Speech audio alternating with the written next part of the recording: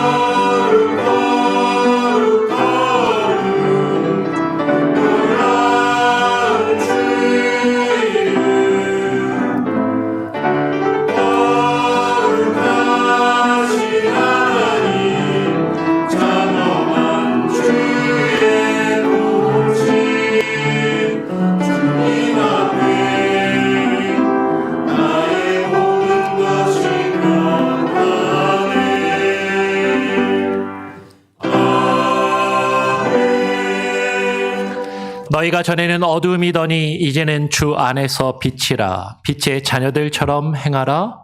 빛의 열매는 모든 착함과 의로움과 진실함에 있느니라. 하나님 아버지 감사합니다. 오늘 빛으로 우리를 부르신 주님, 주님의 그 부르심 앞에 나와 주님을 찬양하며 예배하오니 주의 은혜와 말씀의 빛으로 우리에게 비추어 주시옵소서. 오늘 예배 가운데 하나님, 우리가 다른 것을 바라보며 나아가지 않게 하시고 세상의 어둠이 하나님 이것에서 사라지게 하시며 주의 말씀과 은혜의 빛으로 하나님 이 자리를 가득히 채우시며 주의 영광만이 오늘 이 자리 가운데 충만히 드러나게 하여 주시옵소서. 특별히 종교개혁 주일을 맞이하여 주님 앞에 예배하오니 우리의 예배와 우리의 찬양을 주님 홀로 받으시며 주님 홀로 영화롭게 되시기를 간절히 소원하며 거룩하신 예수 그리스도의 이름으로 기도합니다. 아멘. 찬송가 167장을 함께 찬양하겠습니다. 167장입니다.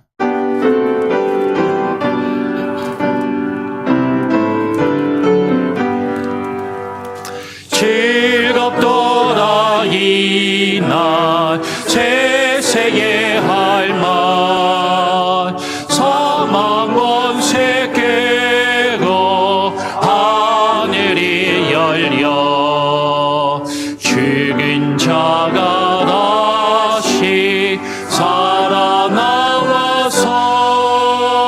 생명의 주 예수 찬송하더라. 즐겁도다 이날 세세의 할만 사망 권세 깨고 승리하셨네.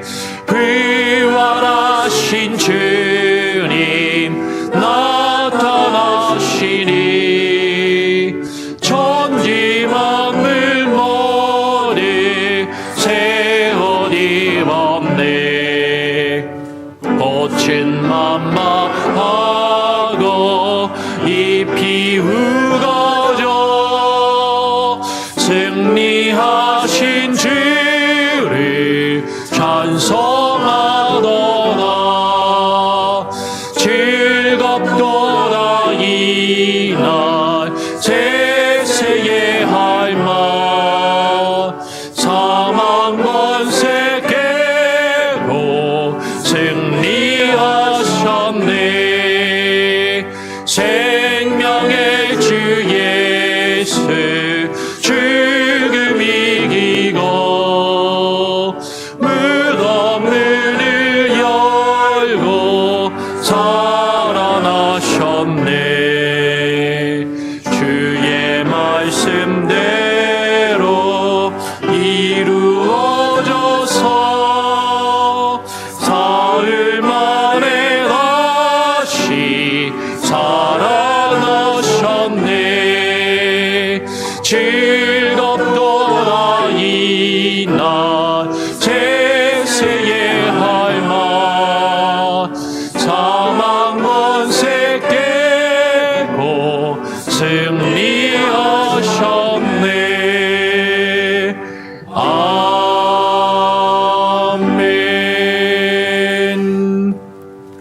성시교독 104번입니다. 성시교독 104번 종교개혁 주일 성시교독을 같이 교독하도록 하겠습니다. 104번 종교개혁 주일입니다.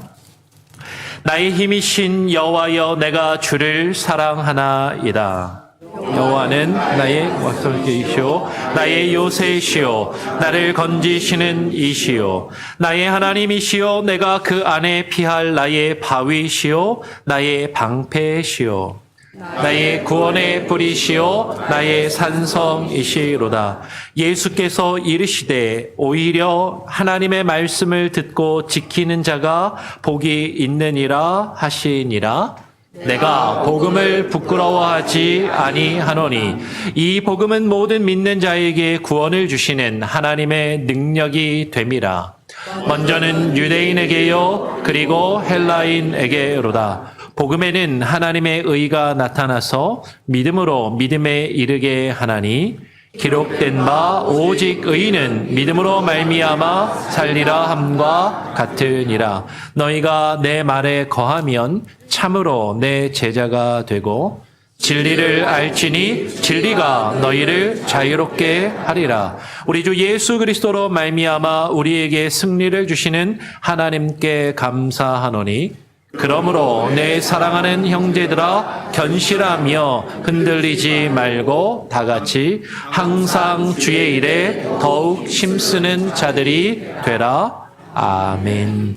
찬송가 240장, 사도신경입니다. 사도신경으로 우리의 신앙을 같이 함께 고백하도록 하겠습니다.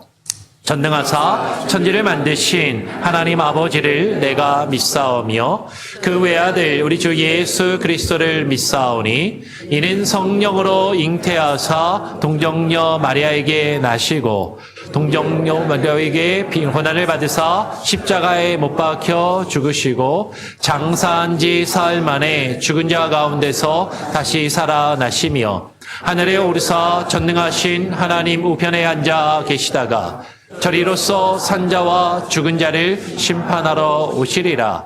성령을 믿사오며 거룩한 공예와 성도가 서로 교통하는 것과 죄를 사하여 주시는 것과 몸이 다시 사는 것과 영원히 사는 것을 믿사옵나이다. 아멘. 자리에 앉으셔서 찬송가 240장을 한 장 더 찬양하고요. 우리 이혜진 집사님 예배를 위해서 대표로 기도하도록 하겠습니다.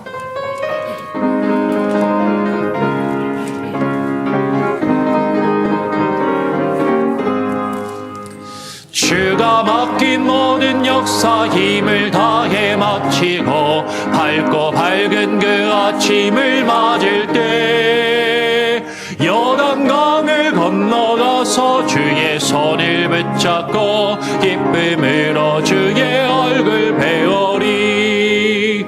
나의 주를 내가 그의 곁에 서서 배우며 나의 주를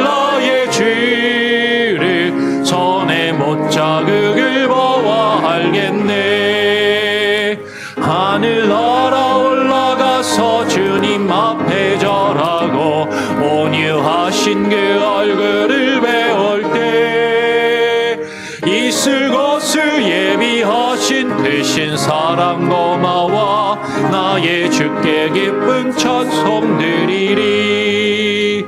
나의 주를 내가 그의 곁에 서서 배우며 나의 주를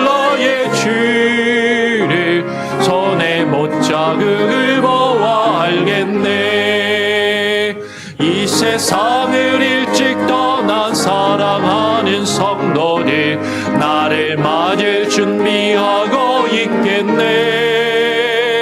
저희들과 한 소리로 찬송 부르기 전에 먼저 사랑하는 주를 배우리. 나의 주를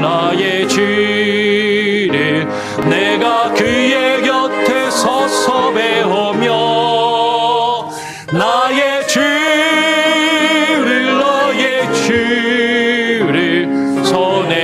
못자국을 보아 알겠네. 영화로운 시온성에 들어가서 다닐 때 흰 옷 입고 황금길을 다니며 금고 문고 맞추어서 새 노래를 부를 때 세상 모두 도생이 잊어버리리. 나의 주를 내가 그의 곁에 서서 배우며 나의 주를 손에 못자국을 보아 알겠네. 아멘. 예, 이혜진 지사님 나오셔서 예배를 위해서 대표로 기도하시도록 하겠습니다.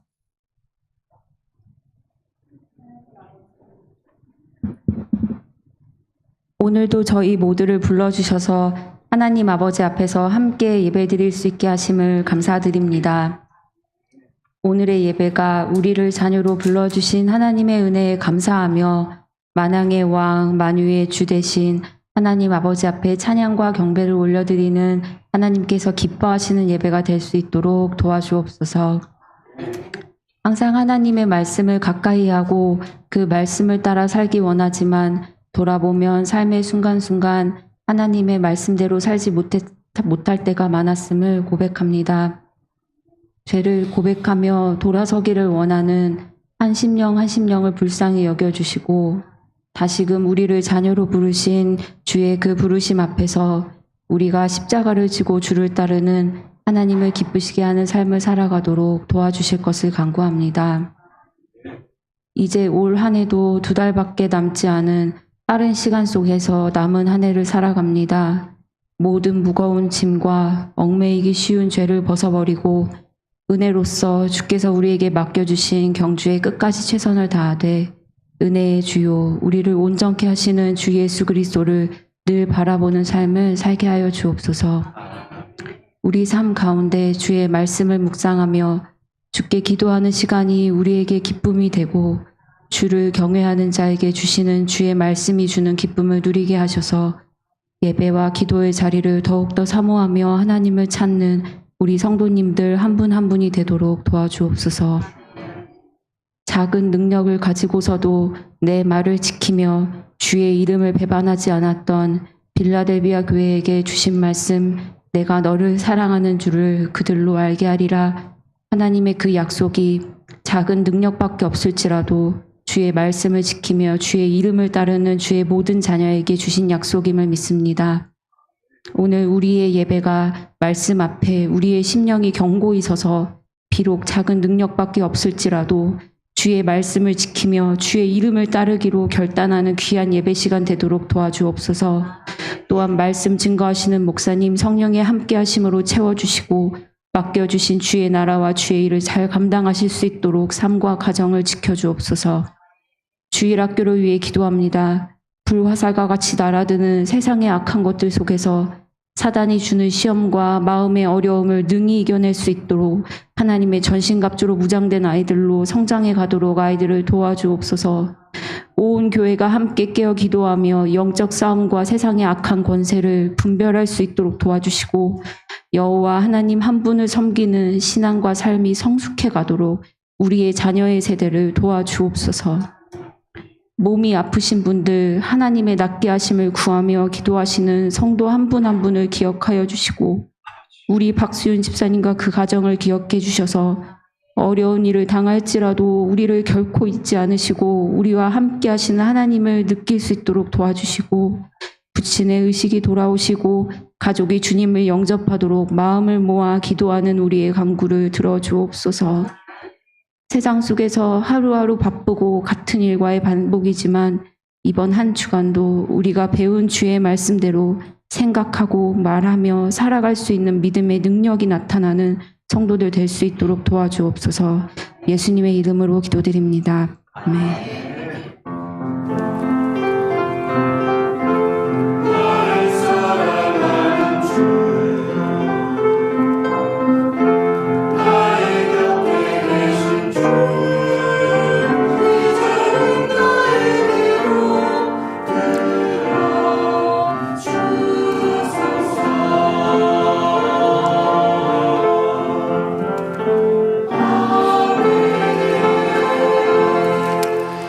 예, 오늘 우리에게 주신 하나님의 말씀은 로마서 13장 11절부터 14절까지의 말씀입니다. 로마서 13장 11절부터 14절까지의 말씀을 교독으로 같이 읽도록 하겠습니다. 또한 너희가 이 시기를 알거니와 자다가 깰 때가 벌써 되었으니 이는 이제 우리의 구원이 처음 믿을 때보다 가까웠음이라. 밤이 깊고 낮이 가까웠으니 그러므로 우리가 어둠의 일을 벗고 빛의 갑옷을 입자. 낮에와 같이 단정히 행하고 방탕하거나 술 취하지 말며 음란하거나 호색하지 말며 다투거나 시기하지 말고 오직 주 예수 그리스도로 옷 입고 정욕을 위하여 육신의 일을 도모하지 말라. 아멘. 예, 찬양대 찬양으로 하나님께 영광 올려드리도록 하겠습니다.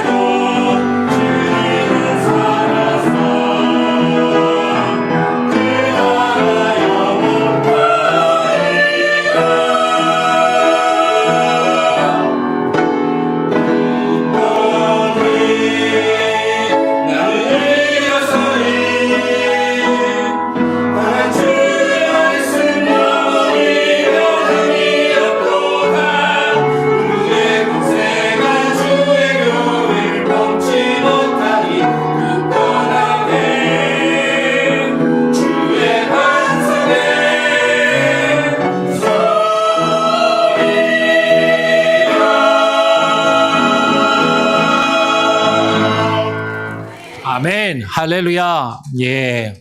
한 70명 정도가 부르는 것 같이 들립니다. 예. 하나님께 또 영광이 되고 은혜가 될 줄 믿습니다. 우리 같이 한번 옆 사람하고 다시 한번 인사해 볼까요?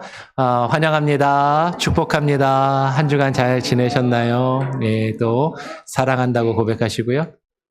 우리 같이 한번 더 인사해 보죠. 믿음으로 말미암아 삽시다. 믿음으로 말미암아 삽시다. 예. 제가 성찬식이나 세례식이 있을 때만 가운을 입고 앞에 서서 예배를 인도하는데 오늘은 종교개혁 주일이라서 일부러 가운을 입고 앞에 섰습니다. 이제 옷은 그 사람의 신분이나 지위나 역할을 나타내 주는 표시라고 그렇게 이야기를 하죠. 이제 앞에 가운을 입고 쓰니까 좀 더 목사같이 보이나요?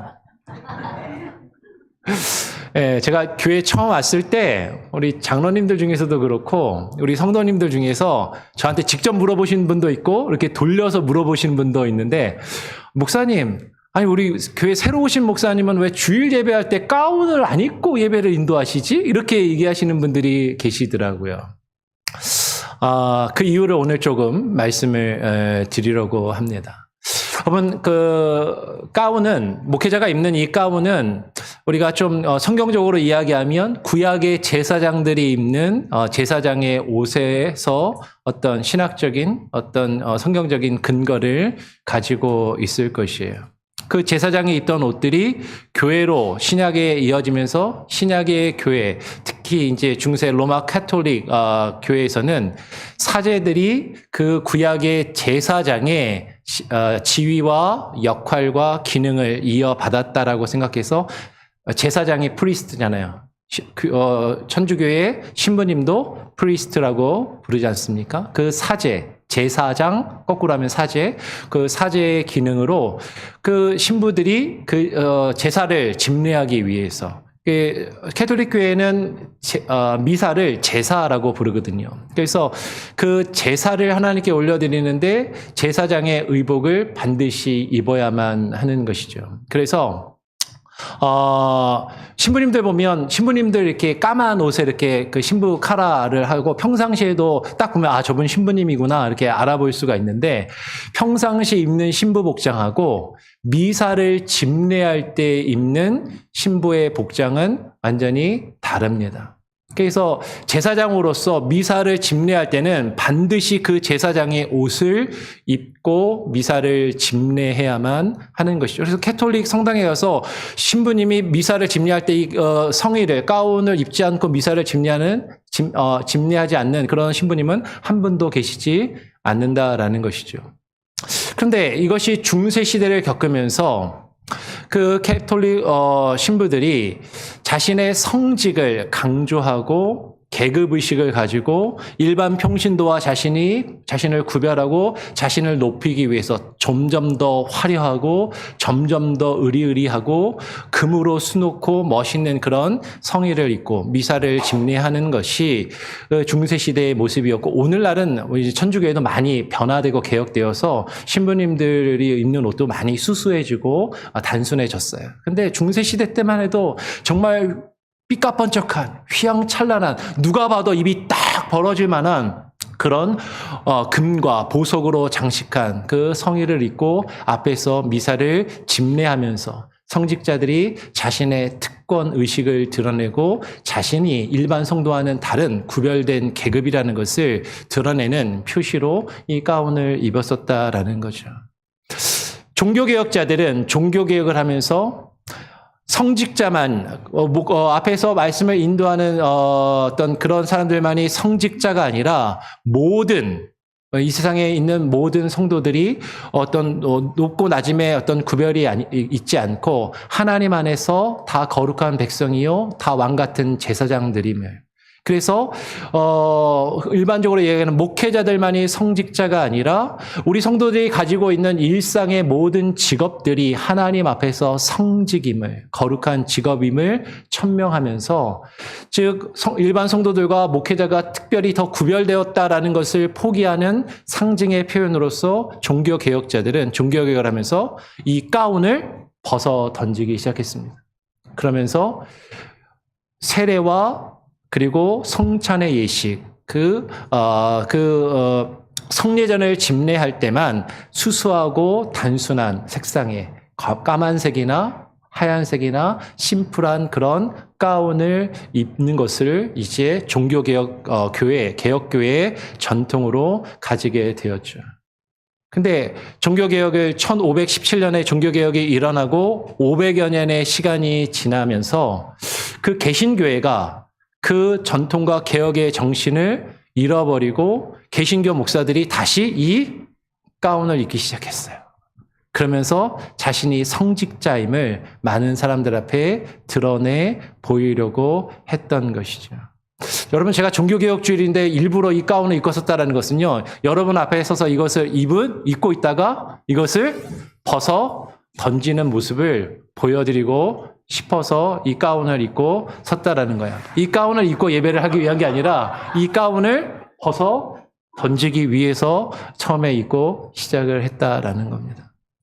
여러분, 그렇다면 제사장이 입어야 할 그 옷, 우리를 거룩하게 구별하는 그 옷은 무엇인가 하는 것이죠. 오늘 사도 바울은요, 예수 그리스도로 옷 입는 것을 우리에게 이야기하는 것이죠.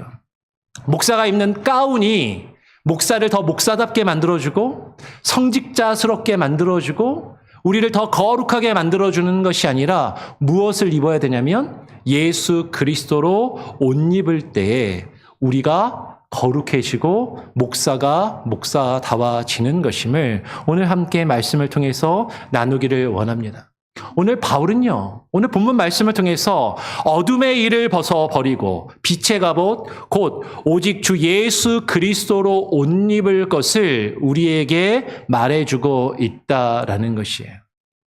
지난 시간에 우리가 살펴보기를 바울은요, 오직 사랑은 율법의 완성이라고 말한 이후에 지금 갑자기 예수 그리스도로 옷 입으라라고 그렇게 이야기를 합니다. 우리가 로마서나 바울의 글을 읽다 보면요, 그냥 생각 없이 띄엄띄엄 읽다 보면 바울이 앞에서 이야기했다가 갑자기 다른 얘기하고 좀 들쑥날쑥하게 일관되지 않게 이 얘기했다 저 얘기했다가 하는 것처럼 그렇게 읽혀질 수도 있어요.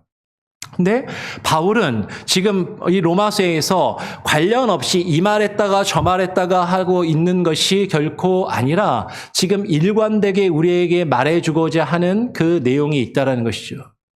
사랑이 율법의 완성이라는 것과 우리가 그리스도로 옷 입는다는 것이 결코 떨어지는 것이 아니라 연결되고 있음을 우리는 같이 오늘 본문의 말씀을 통해서 살펴보기를 원하는 것입니다. 오늘 본문에서 로마서 13장 11절에서 바울이 이렇게 이야기해요.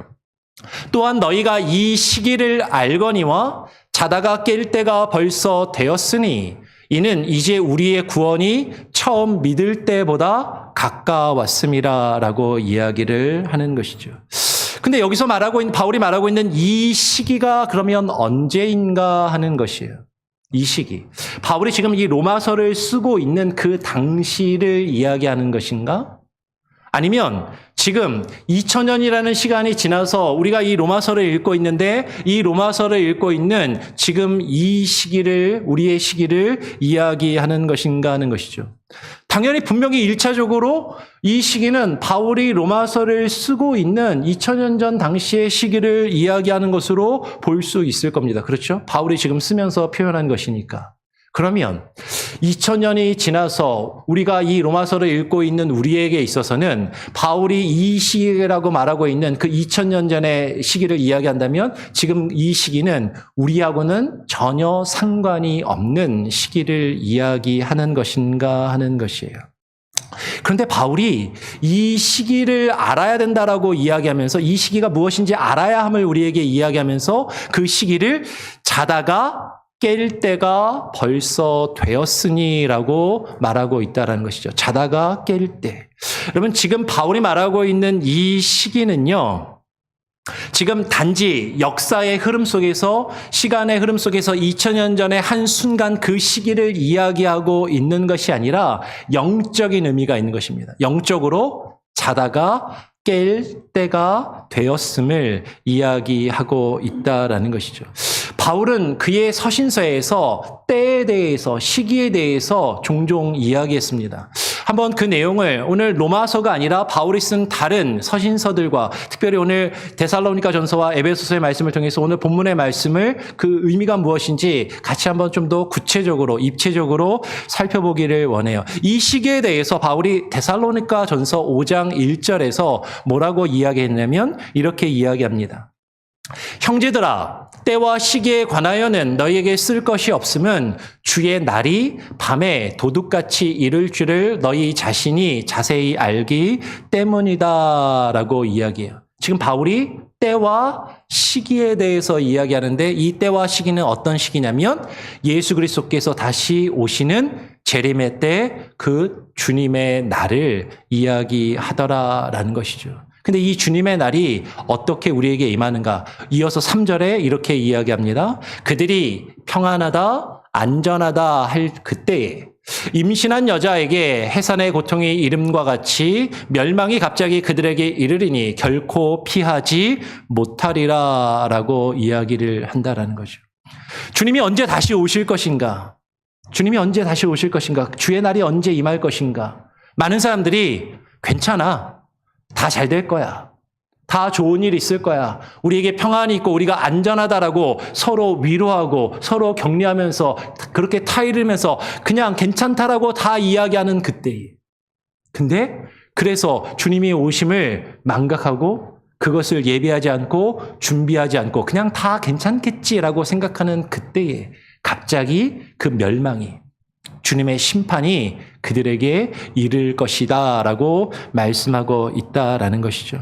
여러분 바울의 서신서에서 그의 서신서에서 말하고 있는 때와 시기는 주님이 임하실 주의 날을 이야기하는 것이고 그 주의 날은 주님이 심판해 주러 오실 그 날입니다. 그 주님의 심판과 그 멸망이 갑자기 도적과 같이 이를 것이라고 지금 말씀하고 있다라는 것이죠. 언제 임할지 모르는 그날, 도적과 같이 임할 그 주님의 날을 준비하기 위해서 오늘 바울은 로마서에서 오늘 본문에서 자다가 깰 때가 벌써 되었다라고 지금 강조하면서 말하고 있다라는 것이에요. 여러분, 자다가 깰 때가 되었다라는 것이 어떤 의미인가? 여러분, 자다가 깬다라는 것은 여러 가지 의미가 있을 수 있어요. 가장 일반적인 건 뭐죠? 여러분, 밤새 잘 주무셨습니까? 어젯밤에 잘 주무셨나요? 아침에 잘 일어나셨습니까? 우리가 밤에 침대에 누워서 잠을 자고 아침에 일어나는 것을 1차적으로 생각할 수 있겠죠. 그런데 지금 단지 육신의 몸이 잠을 자다가 깨는 것을 말할 수도 있지만 여러분 성경에서 종종 자다가 깬다라는 것은 상징적인 의미, 영적인 의미로 우리에게 표현할 때가 많이 있더라라는 것이죠. 잠을 자다가 깬다라는 것은 그 상징적인 의미는 우리가 의식이 없고, 그죠? 우리가 뭔가 활동이 멈추어져 있던 그 상태에서 의식을 가지고 의식이 깨어서 그리고 움직이기 시작하고 활동하기 시작하며 일하기 시작하는 것을 말한다라는 것이에요. 지금 여러분 아까 데살로니가전서 5장 3절의 말씀을 같이 보았는데 좀 더 이어서 데살로니가전서 5장을 좀 더 보겠습니다. 5장 6절 7절에서 그래서 바울은 이렇게 이야기하는 거예요. 그러므로 우리는 다른 이들과 같이 뭐하지 말고 자지 말고 오직 깨어 정신을 차릴지라. 예전 성경에는 근신할지라라고 번역했는데 우리가 지금 보고 있는 개역 개정 성경은 좀 더 직설적으로 정신 차려 라고 지금 그렇게 이야기를 하고 있는 것이죠. 자는 자는 밤에 취하고 취하는 자들은 밤에 취하리라 라고 이야기하고 있습니다. 여러분 우리가 자다가 깰 때가 벌써 되었다라는 것은 우리가 영적으로 더 이상 잠자지 말고 우리가 무엇해야 된다는 거예요? 근신하여 정신을 차려야 한다는 거죠. 자지 말고 오직 깨어서 근신하며 우리가 영적인 각성함을 이루어야 한다라는 것이에요. 여러분 영적으로 밤에 자는 것은 단지 의식이 없고 멈추어져 있는 것만을 이야기하는 것이 아니라 밤에 자는 자는 밤에 자고 취하는 자는 밤에 취하리라라고 말하고 있는 것처럼 여러분 우리가 밤에 잠을 자고 있다는 건 어쩌면 밤에 우리가 죄악 가운데 거하며 그 죄악과 어둠 가운데 취하여 흥청방청하며 우리의 쾌락과 우리의 즐거움을 추구하며 살아가고 있는 그 모습을 이야기하고 있는 것일 수 있다라는 것이에요. 오늘 본문 11절 하반절에 사도 바울은 이야기합니다. 자다가 깰 때가 벌써 되었으니 이는 이제 우리의 구원이 처음 믿을 때보다 가까웠다라고 지금 이야기하고 있다라는 것이죠. 그러면 지금 바울이 자다가 깰 때와 우리 주 예수 그리스도로 옷 입는 것을 같이 이야기하고 있어요. 자다가 깨는 것. 그래서 예수 그리스도로 우리가 자다가 일어나서 옷을 입고 활동해야 함을. 근데 이것이 지금 구원, 우리의 구원과 연결되고 있다라는 것이죠. 그럼 바울은 일관되게 로마서에서 그리고 그의 서신서에서 하나님께서 우리에게 주시는 우리의 구원이 무엇인지에 대한 그 복음과 그 진리에 대해서 우리에게 증거하며 설명하고 있다라는 거예요. 구원이 무엇인가? 구원이 무엇인가? 여러분, 그렇다면 바울이 지금 로마서에서 그의 서신서에서 일관되게 계속해서 우리에게 증거하며 말하고 있는 그 구원이 정말 무엇인가 하는 것이죠. 우리가 교회를 다니면서 많은 경우에 구원이라고 생각하면 단지 우리가 죽어서 천국이라는 좋은 곳에 들어가는 것, 가는 것, 그것만을 생각하는 경우가 있다는 거죠. 내가 죽어서 천국에 갈 수 있는 그 천국에 들어가는 티켓을 얻었어. 구원의 확신이 있다는 것을 나는 오늘 죽으면 지금이라도 천국에 들어갈 수 있는 티켓을 얻었다라는 정도로 그렇게 생각하는 경우가 많다라는 것이죠. 여러분, 이게 틀린 말은 아닌데, 이것이 분명히 맞는 말인데, 하나님이 우리에게 주시는 구원은 그 정도 수준으로 머물러 있는 것이 아니라 하나님이 우리에게 주시는 구원의 개념은 더 크고 더 넓고 더 깊은 개념을 가지고 있다라는 것이죠. 바울이 뭐라고 이야기해요? 이제 우리의 구원이 처음 믿을 때보다 어떻다? 가까웠습니다. 우리가 예수 그리스도를 처음 믿을 때에도 우리가 구원을 받았습니다. 예수 그리스도를 믿고 영접하며 영접 기도를 하고 구원의 확신을 가졌을 때 우리의 구원이 우리에게 주어졌어요. 그런데 예수 그리스도를 믿는 우리에게 이제 우리의 구원이 그때 처음 믿을 때보다 더 가까워졌다라고 이야기하더라라는 것이죠. 그러니까 지금 바울이 말하고 있는 구원은요, 우리가 예수 그리스도를 영접해서 예수님 믿고 구원받아서 딱 그 순간에 구원받고 끝나는 것을 이야기하는 것이 아니다라는 것이에요. 구원이 한순간에 이루어지는 것이 아니라 구원의 여정이 있음을, 하나님께서 우리에게 주시는 구원이 점점 더 가까워지고 있음을, 그 구원이 점점 더 완성되어져 감을 지금 바울은 이야기하고 있다라는 것이죠. 하나님께서 우리에게 주시는 구원은 우리가 한순간 예수 그리스도를 믿음으로 이제 구원받았으니까 끝! 이제 구원받았으니까 다 됐지. 이제는 내 마음대로 내가 원하는 대로 살면 돼라고 말하고 있는 것이 아니라 하나님께서 우리에게 주시는 구원은 사도 바울이 로마서에서 제일 처음에 이야기했던 것처럼 그 구원은 오직 의인이 믿음으로 말미암아 사는 것을 구원이라고 이야기하는 것입니다. 구원은요, 단순히 죽어서 천국이라는 좋은 곳에 가는 것만을 이야기하는 것이 아니라 당연히 우리가 갈 거예요. 죽음 이후에 하나님께서 우리에게 주는 영원한 안식이 있습니다. 근데 성경이 우리에게 증거하는, 바울이 우리에게 증거하는 구원은 우리가 하나님께 구원받은 하나님의 백성으로서 그분이 나의 주인 되시고 왕 되심을 인정하며 그분의 백성으로서 그의 자녀로서 그분의 통치하심과 그분의 다스리심 가운데 사는 것. 예수 그리스도와 함께 예수 그리스도의 백성으로 하나님의 나라의 자녀로서 우리가 주님과 함께 그 믿음으로 말미암아 사는 것을 이야기한다라는 것이죠. 우리가 아까 데살로니가 전서 5장의 말씀을 살펴보고 있는데 조금 더 볼까요? 데살로니가 전서 5장 9절에서 바울은 그래서 이렇게 이야기하는 겁니다. 우리 9절 말씀 같이 한번 읽어보죠. 시작. 하나님이 우리를 세우심은 노하심에 이르게 하심이 아니요 오직 우리 주 예수 그리스도로 말미암아 구원을 받게 하심이라. 하나님이 우리를 세우심은, 하나님이 우리를 택하시고 우리를 예정하여 하나님이 세우심은, 세웠다는 게 시스템이 동사 보통을 쓰는데 하나님의 예정과 관련되거든요. 하나님이 우리를 예정하여 세우신 것은 하나님의 진노와 심판에 이르게 하심이 아니요 오직 우리 주 예수 그리스도로 말미암아 우리가 무엇을 받게 하려 하심이다? 구원을 받는데 누구로 말미암아? 우리 주 예수 그리스도로 말미암아 구원을 받는다라는 거죠. 근데 우리가 우리 주 예수 그리스도로 말미암아 구원을 받는 것을 바울은 어떻게 표현하고 있는가? 어떻게 설명하고 있는가? 이어가지고 지금 9절을 읽었는데 이어서 10절, 11절을 보면 이렇게 표현하는 거예요. 바로 이어서 예수께서 우리를 위하여 죽으사 우리로 하여금 깨어있든지 자든지 자기가 누구죠? 그 예수 그리스도와 함께 살게 하려 하셨느니라. 그러므로 피차 권면하고 서로 덕을 세우기를 너희가 하는 것 같이 하라라고 이야기하는 거죠. 오직 우리 주 예수 그리스도로 말미암아 구원을 받는다라는 것을 어떻게 설명하고 있는가?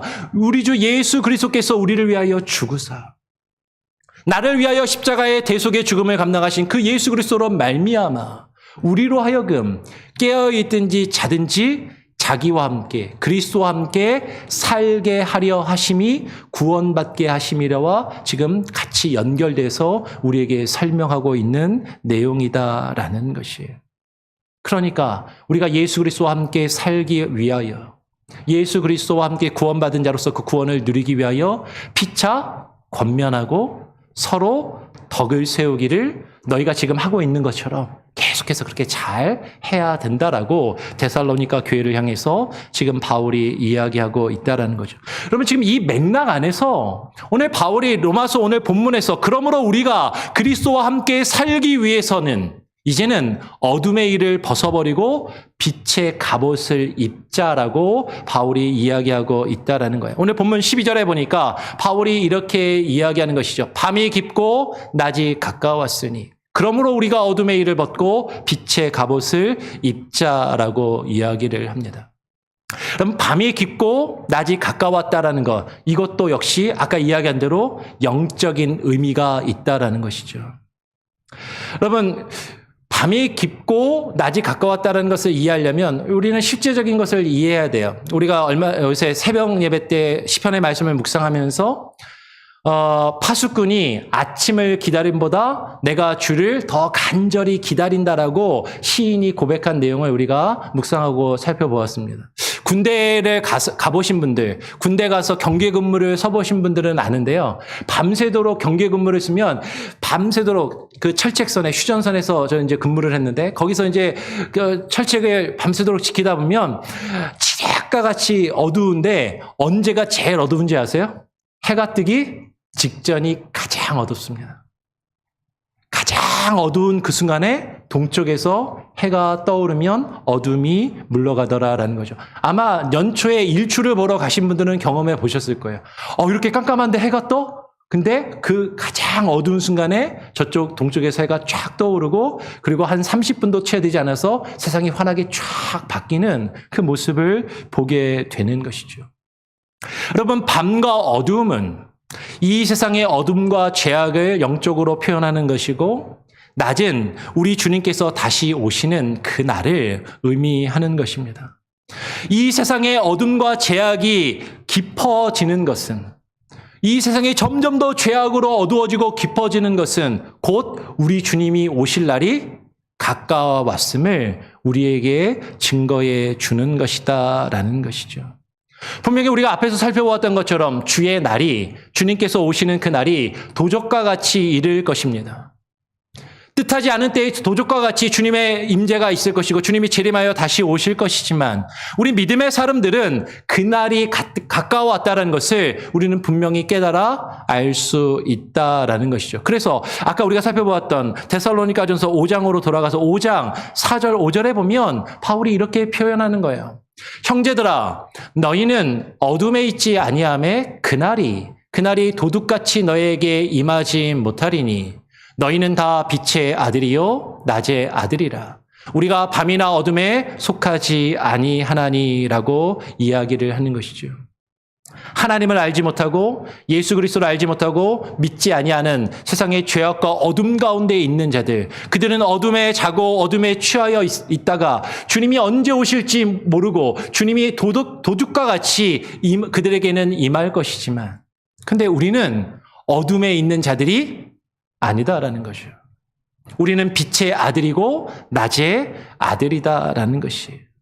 우리가 밤이나 어둠에 속하지 않고 하나님께 속한 자들이라면 우리는 이 시대를 바라보면서 주님이 오실 날이 가까웠음을 알 수 있고 우리에게는 그날이 도둑과 같이 임하는 것이 아님을 지금 말씀하고 있다라는 것입니다.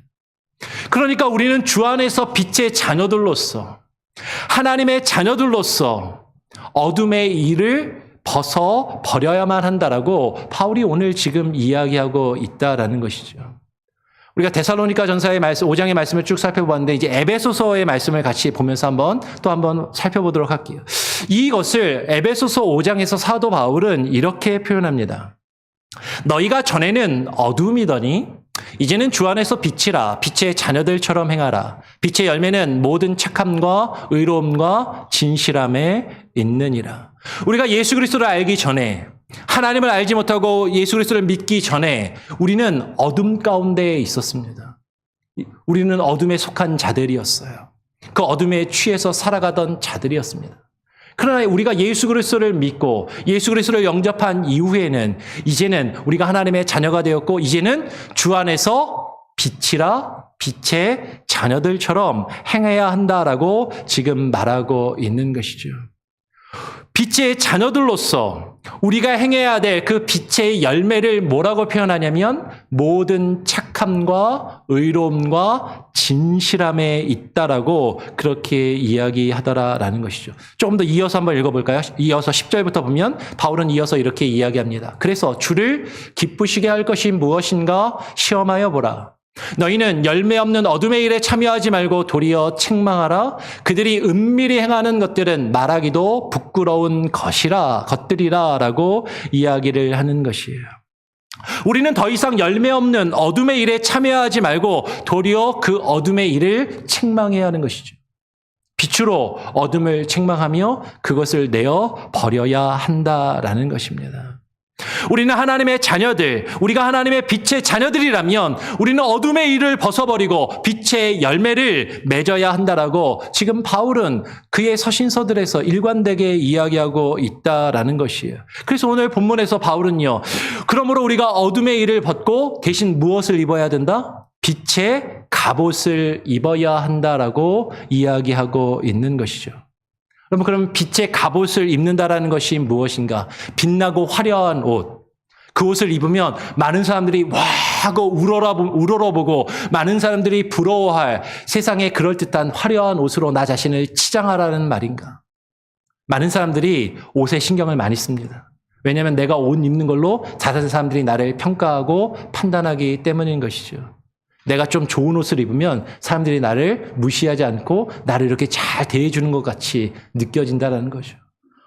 식당에 들어갈 때도 허름한 옷을 입고 들어가면 식당에서 종업원이 대충 이렇게 안내하는데 비싸고 좋은 옷을 입고 탁 들어가면 인사부터 대우가 달라지는 것 같이 우리는 느껴진단 말이에요.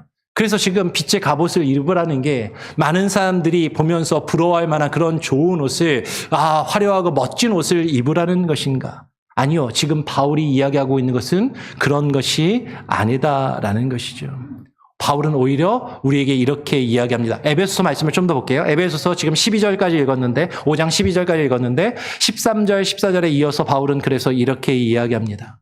그러나 책망을 받는 모든 것은 빛으로 말미암아 드러나나니 드러나는 것마다 빛이니라. 그러므로 이르시기를 잠자는 자여 깨어서 죽은 자들 가운데서 일어나 그리스도께서 너희에게 비추이시리라 하셨느니라. 여러분, 빛의 갑옷, 빛으로 옷을 입는다라는 거 이야기할 때 그 빛으로 말미암아 뭐가 드러난다고요? 책망받을 모든 것이 드러난다라고 이야기하는 거예요. 그리고 14절에서 그 빛으로 말미암아 드러나는 것, 그리스도께서 너희에게 비추이시리니. 그리스도가 빛으로 지금 표현되고 있는 것이죠. 여러분, 우리가 예수 그리스도로 옷을 입는다라는 것은, 예수 그리스도로 옷 입는다라는 것은 예수 그리스도께서 우리에게 비추심으로 우리의 죄악과 우리의 허물이 드러나서 책망받는 모든 것이 드러나는 것을 먼저 표현하는 것이에요. 우리가 빛으로 옷을 입기 위해서는 우리의 죄악과 우리의 어둠의 옷을 먼저 벗어 던져야 하는 것이죠. 그런데 그 빛이 우리에게 비추면 나의 부끄러운 모습, 나의 추악한 모습, 나의 더러운 모습, 누구에게도 보이고 싶지 않은 감추고 싶은 나의 모습이 드러난단 말이에요. 그것이 불편하죠. 그것이 싫습니다. 우리는 그것을 원하지 않을 때가 있어요. 근데 우리가 빛으로 옷을 입기 위해서는 그 빛이 우리에게 임하시면, 우리의 책망받는 모든 것이 먼저 드러나게 되고 그것을 우리는 벗어 던져야 한다라는 것이죠. 여러분, 빛의 갑옷을 입으라는 것은 예수 그리스도의 빛으로 우리의 죄악을 깨닫게 하실 때 우리는 그 어둠의 일을 깨닫고 그것을 벗어 던져야 함을 지금 1차적으로 말하고 있다라는 것이에요. 그래서 아까 우리가 보았던 데살로니가 전서 5장 8절에서는 이거를 이렇게 표현하는 것이죠. 우리는 낮에 속하였으니 정신을 차리고 어떻게 하라고요? 정신을 차리고 깨어야 됩니다. 믿음과 사랑의 호심경을, 예전 성경은 이 가슴에 붙이는 흉패, 믿음과 사랑의 흉패를 붙이고 구원의 소망의 투구를 쓰자라고 이야기를 하는 것이죠. 지금 바울이 로마서에서 빛의 갑옷을 입으라라고 이야기하는 것은 바울이 지금 그가 다른 서신서, 지금 우리가 살펴보고 있는 에베소서에서 하나님의 전심갑주를 이야기하는 것과 분명히 연결되고 있음을 우리는 발견할 수 있어요. 그 전신갑주에 대해서 다시 한번 살펴보죠. 에베소서로 돌아와서 에베소 6장 13절로 17절에서 바울은 이렇게 이야기합니다. 그러므로 하나님의 전신갑주를 취하라. 이는 악한 날에 너희가 능히 대적하고 모든 일을 행한 후에 서기 위함이라. 그런즉 서서 진리로 너희의 허리띠를 띠고 의의 호심경을 붙이고, 계속 보겠습니다. 15절에 평안의 복음이 준비한 것으로 신을 신고 모든 것 위에 믿음의 방패를 가지고 이로써 능히 악한 자의 모든 불화살을 소멸하고 구원의 투구와 성령의 겁 하나님의 말씀을 가지라라고 이야기하는 것이죠. 하나님의 전신갑주에 대해서는 나중에 기회가 있을 때 에베소서 말씀을 보면서 좀 더 자세하게 한번 나눌 기회가 있기를 원해요. 그런데 간략하게 보면 우리가 빛의 갑옷, 곧 하나님의 전신갑주를 입는 것은요, 오늘 17절에 보니까 구원의 투구와 성령의 검, 곧 무엇을 가지는 거예요? 하나님의 말씀을 가지는 것입니다. 하나님의 전신갑주를 입는 것, 우리가 빛의 갑옷을 입는 것은 우리가 하나님의 말씀을 가지는 것으로 가능하다라는 것이에요. 하나님의 말씀의 빛으로 우리를 비추어서 우리의 죄악과 어둠이 밝히 드러날 때 그것을 벗어던지고 주의 말씀으로 우리가 옷 입고 주의 말씀으로 무장하는 것을 이야기한다라는 것이죠. 오늘 바울은 그 빛의 갑옷을 입는 것을 그리스도로, 오직 주 예수 그리스도로 옷 입는 것과 같은 것이라고 말하고 있다라는 것이에요. 그래서 오늘 본문 13절에서 로마서로 돌아와서 로마서 13장 13절에 우리가 어둠의 일을 벗고 그 빛의 갑옷을 입는다면 낮에와 같이 단정히 행해야 한다라고 말하고 있다라는 것이죠. 낮에와 같이 단정히 행한다는 것이 무슨 말입니까? 여러분, 보통 사람들은요, 흉악한 범죄자들도 환한 대낮에는 죄를 잘 안 지려고 합니다. 왜냐하면 많은 사람들이 보고 경찰들한테도 눈에 잘 띄기 때문인 것이죠. 실제로 통계적으로 보면 흉악한 범죄, 악한 범죄가 낮보다 언제 일어나요? 밤에 캄캄할 때 더 많이 일어난다는 거죠. 왜냐하면 자신을 숨길 수 있으니까. 자신을 감출 수 있으니까. 자신의 죄악이 드러나지 않으니까. 여러분, 우리가 흉악한 죄까지는 아니라 할지라도 여러분, 대낮에는 많은 사람들이 보기 때문에 우리가 사람들이 나를 쳐다본다라고 의식해서 우리 행동을 조심할 때가 많지만 깜깜한 밤에 아무도 나를 보지 않는다라고 생각하면 우리는 너무 쉽게 잘못된 행동을 범할 때가 종종 있더라라는 것이죠. 그런데 지금 그 말씀의 빛이 그리스도께서 우리를 비추시고 바라보고 계신다라는 그 의식을 가지고 내가 하나님 앞에 있다라는 믿음, 코람데오의 믿음과 신앙을 가지고 어떻게 하라는 거예요? 낮에와 같이 단정행하고 방탕하거나 술 취하지 말며 음란하거나 호색하지 말며 다투거나 시기하지 말라라고 말하고 있는 것이죠. 이 말씀을 읽을 때 어쩌면 우리들 이렇게 생각할지도 모릅니다. 그래도 나는 교회 잘 다니고 신앙생활 열심히 하고 있는데요. 저는 그렇게 방탕한 삶을 살지 않습니다. 술도 거의 안 마셔요. 아니, 술은 아예 안 마십니다. 술 취하지도 않고요.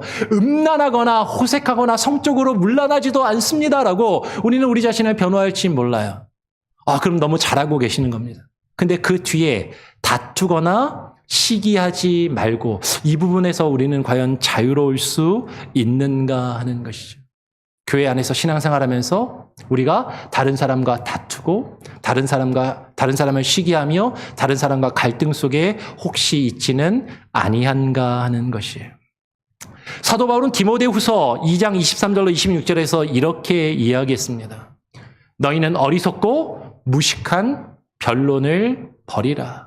이에서 다툼이 나는 줄 알미라. 주의 종은 마땅히 다투지 아니하고 모든 사람에 대하여 온유하며 가르치기를 잘하며 참으며 이어서 25절 26절에 거역하는 자를 온유함으로 훈계할지니 혹 하나님이 그들에게 회개함을 주사 진리를 알게 하실까 하며 그들로 깨어 마귀의 올무에서 벗어나 하나님께 사로잡힌 바 되어 그 뜻을 따르게 하실까 함이라. 여러분, 우리가 하나님의 자녀로서, 우리가 주의 종으로서, 우리가 예수 그리스도로 옷 입는다라는 것은 우리의 신분이 변화되었다라는 것이에요. 우리가 하나님의 자녀요, 하나님의 백성으로서 우리가 그분이 나의 왕 되시고 나의 주인 되심을 깨닫고 인정하는 주의 종이 되었다면 우리가 주의 종으로서 낮에와 같이 단정히 행해야 되고 우리가 낮에와 같이 단정히 행한다면 그 모습은 우리 안에 무식한 변론과 시기와 다툼을 버려야만 한다라는 것이죠. 오히려 우리는 주의 말씀의 빛 안에서 단정히 행하면서 모든 사람에 대하여 하나님의 말씀을 온유함으로 가르쳐야 한다라는 것이죠. 나를 거역하는 자들, 25절에서 나를 거역하며 나를 반대하고 나를 힘들게 하며 나를 괴롭게 하는 자들, 그들을 오히려 온유함으로 훈계하고 그들에게 하나님의 말씀과 진리를 알게 하는 것. 그것을 통하여서 그들이 그 죄악 가운데 사로잡혀 있는 그들이 하나님께 사로잡힌 바 되어서 그 뜻을 따르게 하실 것을 기대하면서 그 일을 이루어 가야 한다라고 이야기하는 것이에요. 여러분, 이것이 예수 그리스도로 옷 입는 자들에게 요구되는 모습이다라는 것이죠. 오늘 본문 마지막 13장, 로마서 14장 14절에서 바울은 이렇게 이야기하는 것이에요. 오직 주 예수 그리스도로 옷 입고 정욕을 위하여 육신의 일을 도모하지 말라라고 이야기를 합니다. 여러분, 예수 그리스도로 옷 입는 것은 다시 말씀드립니다.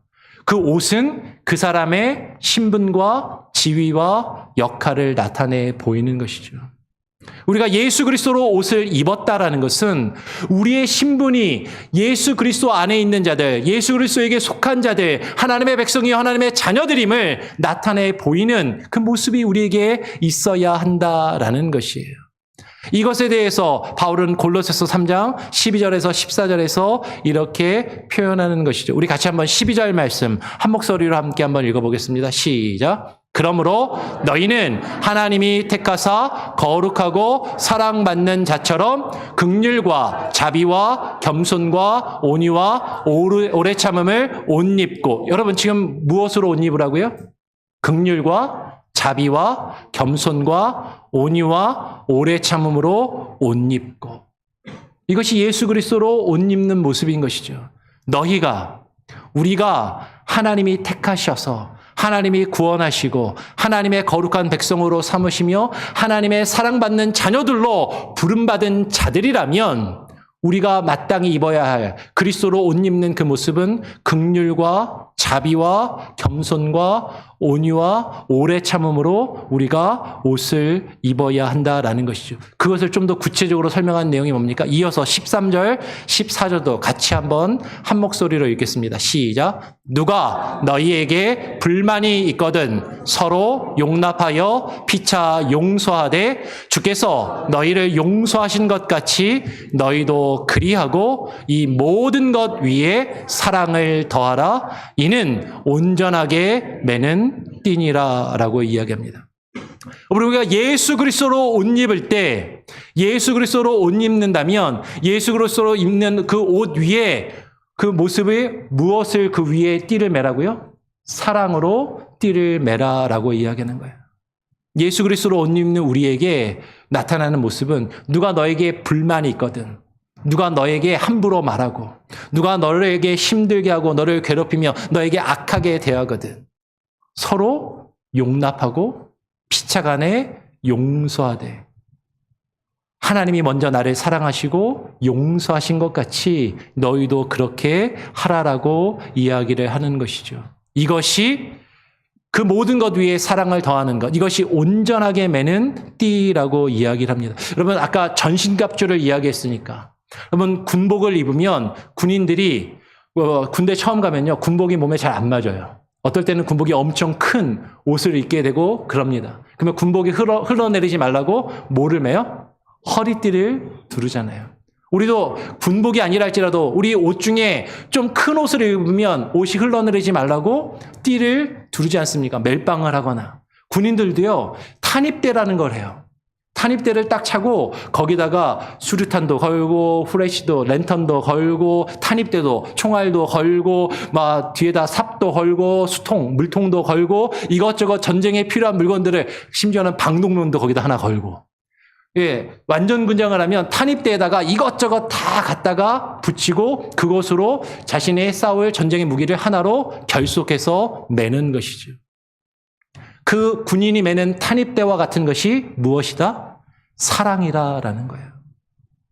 우리가 예수 그리스도로 옷을 입는데 그 모든 것이 내 안에 딱 붙어 있을 수 있도록 그것들로 하나가 될 수 있도록 내가 그것을 영적으로 무장할 수 있도록 그것을 온전하게 매는 것이 사랑이다라는 것이죠.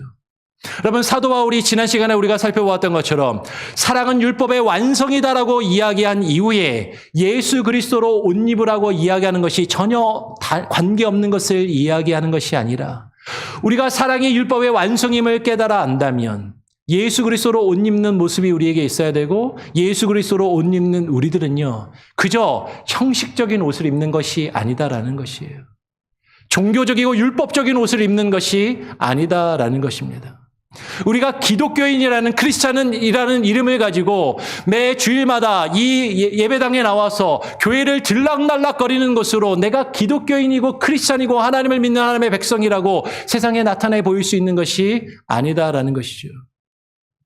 우리가 하나님의 자녀요, 예수 그리스도에게 속한 자들임을 나타내 보일 수 있는 것은 우리가 예수 그리스도로 옷 입어야만 하는 것이에요. 우리가 입은 예수 그리스도, 우리가 입은 그 예수 그리스도로 옷 입은 모습을 세상에 보임으로 우리가 누구인지, 우리가 누구에게 속한 자들인지, 우리가 예수 그리스도에게 속한 자들임을, 예수 그리스도 안에 우리가 들어가 있는 자들임을 예수 그리스도 안으로 들어가 우리가 옷 입음으로 그것을 나타내 보일 수 있다는 것이죠. 근데 우리가 예수 그리스도로 옷 입는 것을 우리가 온전히 이룰 수 있는 우리의 띠가 있는데 그게 뭐예요? 사랑의 띠라는 겁니다. 사랑이 없으면, 사랑으로 매지 않으면 다 헛되고 헛되다라는 거예요. 목사로 아까 제가 입었던 그 그럴듯한 성의와 가운을 입고 이 앞에서 그럴듯하게 설교를 할지라도 저에게 사랑이 없으면 다 헛된 것이다라는 것이죠. 장로라 할지라도 권사라 할지라도 성가대로 성가대 가운을 입고 아무리 화려하고 멋있는 찬양으로 예배 시간에 노래를 부른다 할지라도 하나님을 사랑하며 형제와 자매를 사랑하는 그 마음과 모습이 없이 형식적으로 의식적으로 율법적으로 그 일을 행한다면 그것은 의미 없고 소용이 없는 것이다라는 것입니다. 종교개혁주의를 맞이하여서 여러분 예수 그리스도로 옷 입는 것이 무엇인지 여러분 깊이 묵상하며 깨달아 알 수 있는 저와 여러분이 되기를 바랍니다. 율법의 옷, 형식의 옷, 그냥 제사와 율법의 형식, 종교적인 형식과 틀에 갇혀 있는 것이 아니라 예수 그리스도를 옷 입고 우리 신분이 변화되고 그 변화된 신분을 증거하며 나타내 보임으로 세상의 많은 사람들이 우리를 통하여 예수 그리스도를 바라볼 수 있도록 하는 그 하나님의 선한 도구, 율법, 하나님의 복음의 증거자들로 쓰임받기를 간절히 소원하고 축원합니다. 아멘. 기도하겠습니다. 하나님 아버지 감사합니다. 오늘 종교개혁주의를 맞이하여서 예수 그리스도로 옷 입는다라는 것이 어떤 의미인지 하나님 우리가 깊이 묵상하며 깨달아 알게 하여 주시옵소서. 우리는 예수 그리스도를 믿는다 하면서도 종교적인 옷, 형식적인 옷을 입고 그것으로 내가 기독교인이고 크리스찬이라고 자부하며 그렇게 살아가고 있지는 아니한지 하나님 우리가 어둠의 옷을 벗고 예수 그리스도로 옷 입을 때에야만 우리가 하나님께 속한 자들이요 예수 그리스도께 속한 자들임을 세상이 우리의 신분과 우리의 역할을 온전히 바라보며 그것을 드러낼 수 있을진데 하나님 이제는 우리가 깨어 근신하며 어둠의 일을 벗어버리고 예수 그리스도로 옷 입을 수 있도록 하나님 우리에게 지혜를 주시고 힘을 주시고 능력을 더하여 주시옵소서. 하나님 종교개혁 주일에 하나님 우리가 지키며 우리가 하나님 이루어야 할 종교의 개혁, 우리의 신앙의 개혁이 무엇인지, 우리의 삶이 날마다 주의 말씀의 빛 안에서 새로워지며 새롭게 결신하며 변화되어야 함을 하나님 우리가 깨달아 알게 하시고 그 말씀이 우리에게 비추시는 그 빛을 외면치 않게 하시고 빛의 자녀들처럼 낮에와 같이 행할 수 있게 하여 주시옵소서. 모든 것을 주님께 맡기고 의탁드리오며 거룩하신 예수 그리스도의 이름으로 기도합니다. 아멘. 예. 우리 찬송가 287장을 찬양하면서 여러분 드린 예물을 하나님께 봉헌하는 시간을 갖도록 하겠습니다. 287장입니다.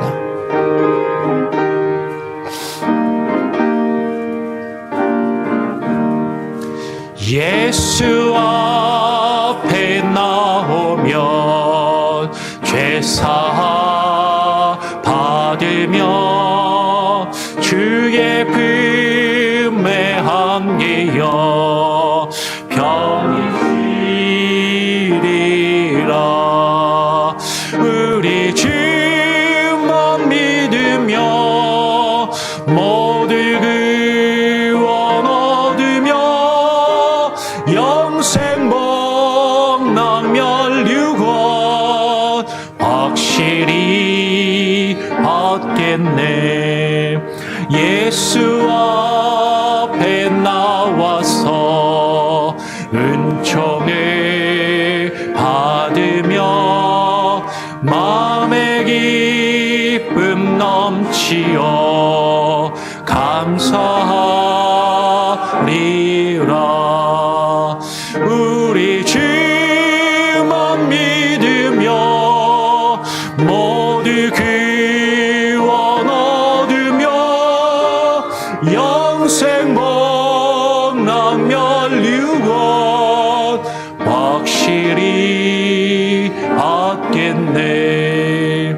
예수 앞에 설 때에 흰 옷을 입으며 밝고 빛난 내 집에 길이 살리라. 우리 주만 믿으며 모두 구원 얻으며 영생 복락 멸류관 확실히 받겠네. 드린 예물을 위해서 제가 한번 기도하도록 하겠습니다. 기도합니다. 하나님 아버지 감사합니다. 오늘 우리가 주님 앞에 나와 예배하며 우리의 마음과 뜻과 정성을 다하여 정성껏 예물을 드리오니 주님 받아 주시옵소서. 하나님 형식적으로 물질을 드리는 것이 아니라 하나님 이 물질에 담겨 있는 우리의 시간과 우리의 재능과 우리의 노력과 하나님 우리의 헌신을 주님께 담아 나 자신을 대신하여 드리오니 주님 받아주시고 주님의 선하신 뜻 가운데 귀하게 사용되며 열매 맺게 하여 주시옵소서. 하나님 주님 앞에 드리는 성도들의 헌신과 하나님 이 봉헌이 헛되지 아니하게 하시고 귀한 열매 맺게 하여 주시고 하나님 우리 성도들이 주님 앞에 하나님 자신의 삶을 맡겨드리며 드리는 예물을 받으시며 하나님 저들의 인생과 가정과 자녀들을 책임지시고 돌보시며 때를 따라 필요를 따라 먹이시고 입히시며 하나님 인도하시는 주님의 인도하심이 하나님 늘 섭리하시고 함께하여 주시옵소서. 하나님의 교회 사역 가운데 기름 부으시고 우리 교회가 주께서 맡기신 사역과 주의 일들을 바르게 감당케 하여 주시며 물질을 맡은 자들이 하나님을 향하여 두려워하며 떨리는 마음으로 주께서 맡기신 물질과 하나님의 그 사역을 바르게 잘 감당케 하여 주시옵소서. 감사 찬양 영광 주님께 올려드리오며 예수 그리스도의 이름으로 기도합니다. 아멘. 교회 소식을 전해드립니다. 주보를 참고하시기를 바랍니다. 111 운동 계속 힘쓰셔서 매일매일 하나님의 말씀을 읽으시고요. 매일 하나님과 정한 시간에 하나님과 교제의 시간을 가지시고 또 한 영혼을 놓고 기도하며 전도에 힘쓰시기를 바랍니다. 새벽 예배에 수요 성경 공부 기억해 주시기를 바라고요. 오늘은 설교 말씀을 통해서 나누었던 것처럼 종교개혁 주일로 예배를 드렸습니다. 오늘 예배를 마친 이후에는 바로 이어서 정기 재직회가 있습니다. 그래서 정기 재직회는 서리 집사 이상 서리 집사님, 안수 집사님, 또 권사님, 장로님들 다 참여하셔서 우리 교회 재정 보고가 있게 되니까요. 꼭 참여해 주시고 같이 관심을 가져주시고 또 우리 교회가 사역하며 나누는 일들에 관심을 가져주시기를 부탁을 드립니다. 그래서 예배를 마치면 축도 이후에 화장실 가실 분들은 잠깐 갔다 오시고 바로 이어서 할 수 있도록 그렇게 하겠습니다. 기억해 주시기를 바랍니다.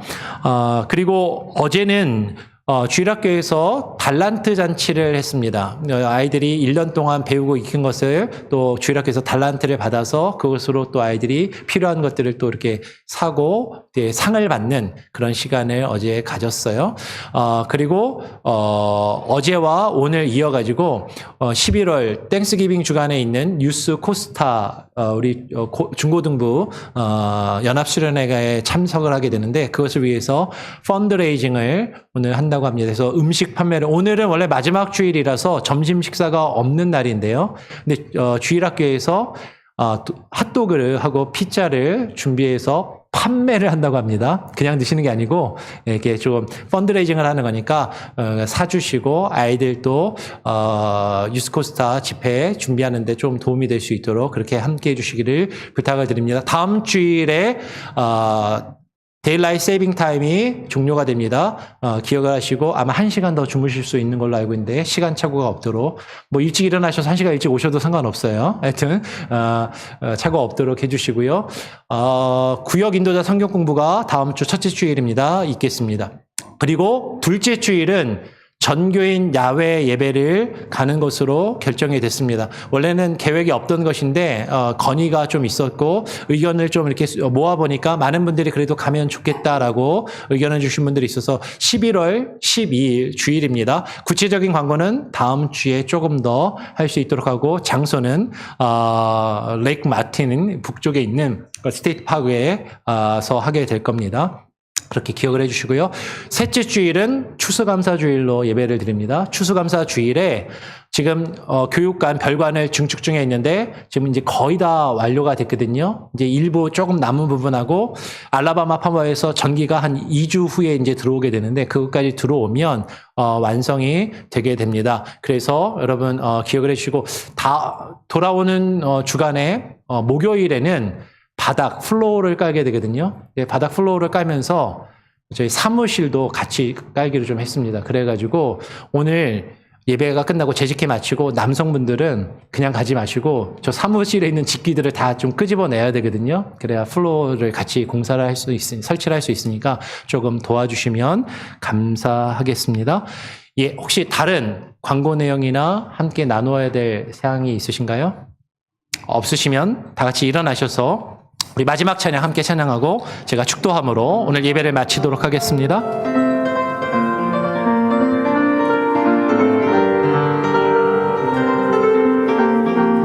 세상 흔들리고 사람들은 변하여도 나는 주를 섬기리.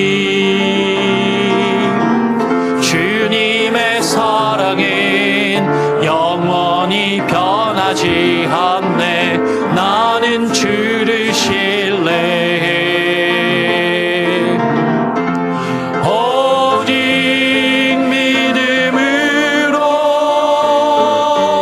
믿음으로 내가 살리라. 오직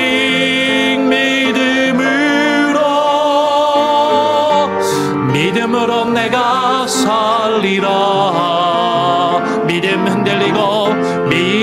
흔들리고 사람들 주를 떠나도 나는 주를 섬기리. 주님의 나라는 영원 쇠하지 않네. 나는 주를 신뢰해. 오직 믿음으로, 오직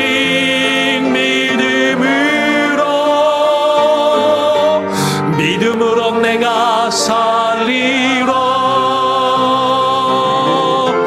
오직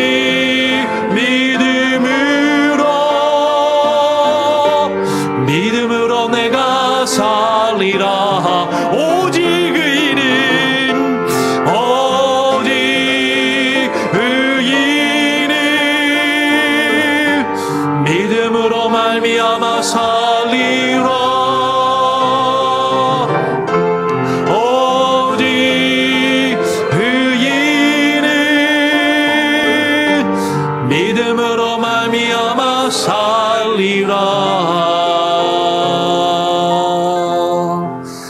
이제는 빛이요 생명의 말씀이 되시는 우리 구주 예수 그리스도의 은혜와 아버지 하나님의 크신 사랑과 성령님의 역사 교통하심이 이제는 예수 그리스도로 옷 입는 것의 의미를 깨달아 알며 우리가 어둠의 일을 벗고 예수 그리스도로 옷 입기를 소원하며 결심하며 결단하며 돌아가는 오늘 이 자리 가운데 나와 예배하는 우리 예배자들과 우리 한인 장로교의 모든 권속들과 저들의 가정과 자녀들 위해 오늘 이 시간에 온라인으로 예배하며 또 이후에 예배드릴 모든 이들의 삶의 영역 가운데 이제로부터 영원토록 함께 계실지어다. 아멘.